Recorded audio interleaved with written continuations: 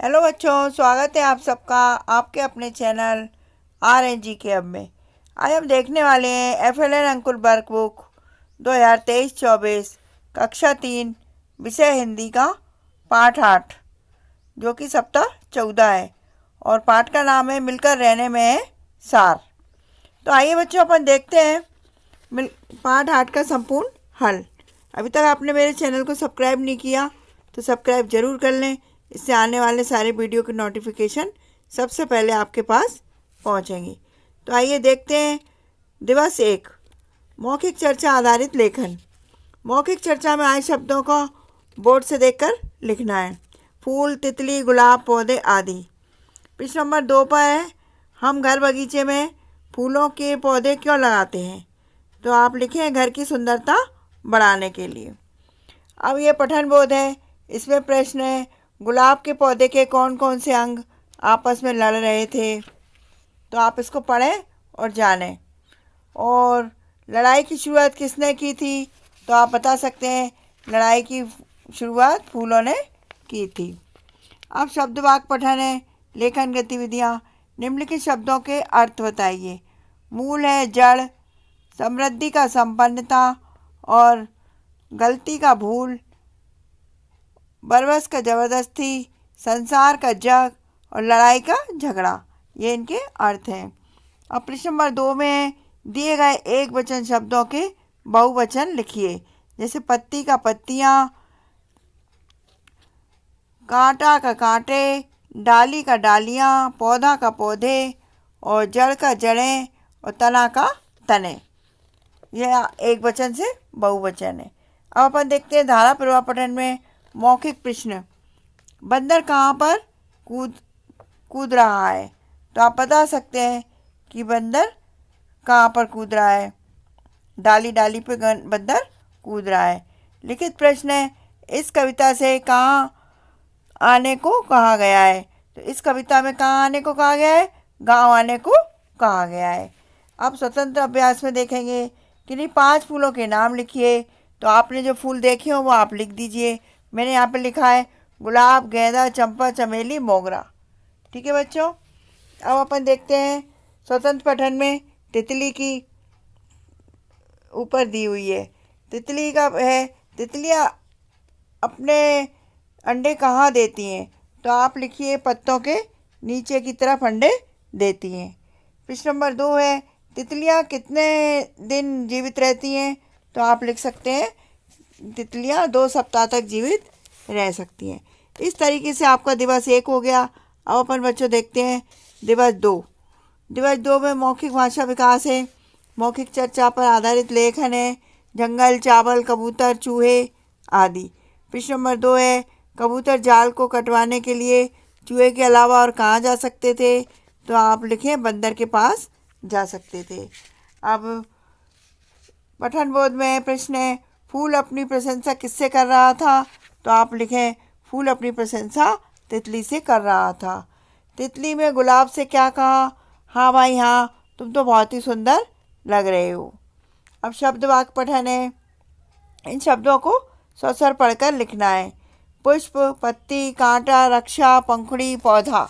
इनको अपन को पढ़ना है और फिर लिखना है। अब देखती प्रश्न नंबर 2 में है निम्नलिखित मुहावरों और उनके सही अर्थ की जोड़ी मिलाइए।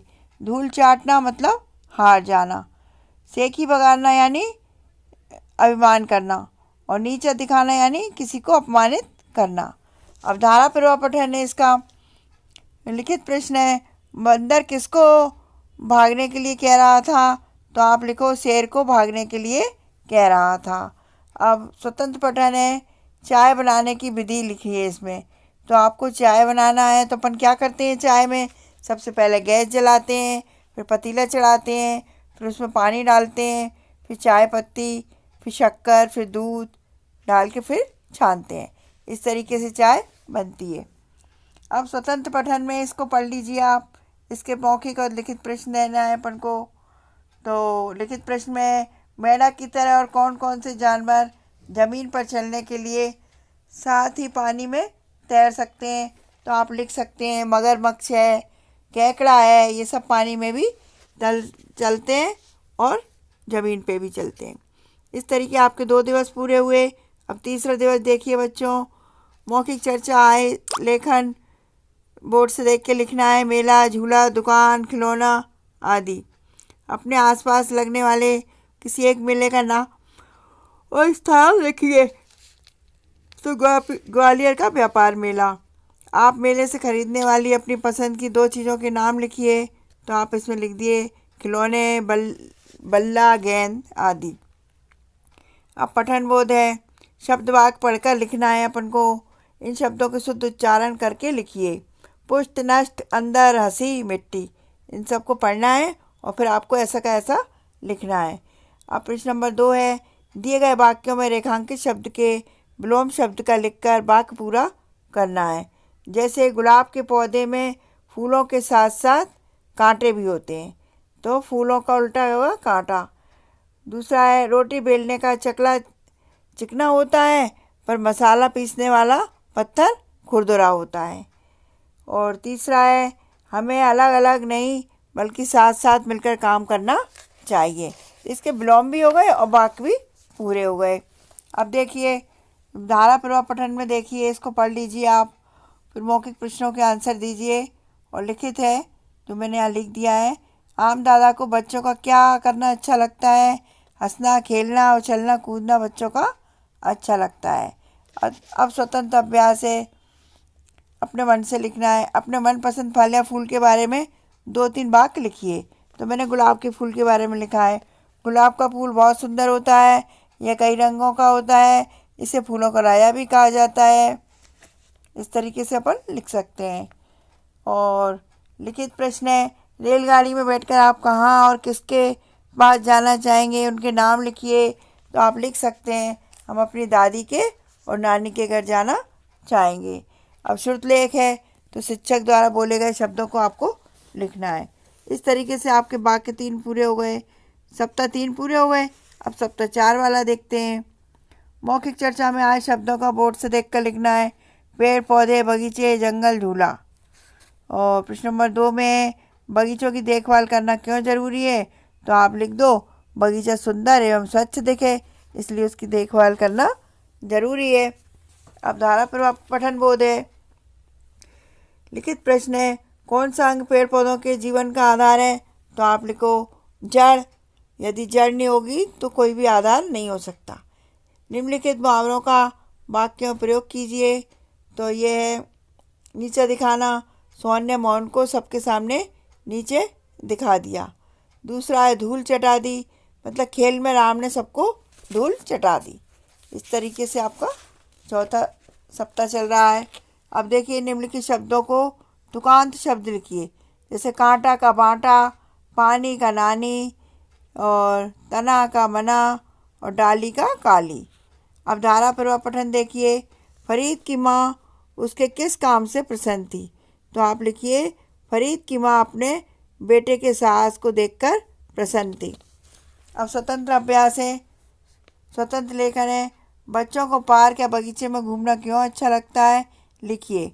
उत्तर में अपन लिखेंगे, क्योंकि बगीचे में सुंदर सुंदर फूल व झूले हैं और खेलने के लिए हरा भरा मैदान है। अब ये मौखिक प्रश्न है, आप बड़े होकर क्या बनना चाहते हैं? तो मैं तो डॉक्टर बनना चाहती हूँ, तो मैंने लिख दिया डॉक्टर बनूंगी। और बच्चों ने बगीचे में क्या किया? तो आप लिखो झूला झूला, दौड़ लगाई, गेंद खेली। और प्रश्न नंबर 2 है, आपके विद्यालय या घर में या आसपास कौन कौन से पेड़ पौधे लगे हैं? आम, जामुन, बेर, बरगद, नीम। मेरे घर के पास तो ये लगे हैं, आप अपने घर के पास के लिख सकते हैं।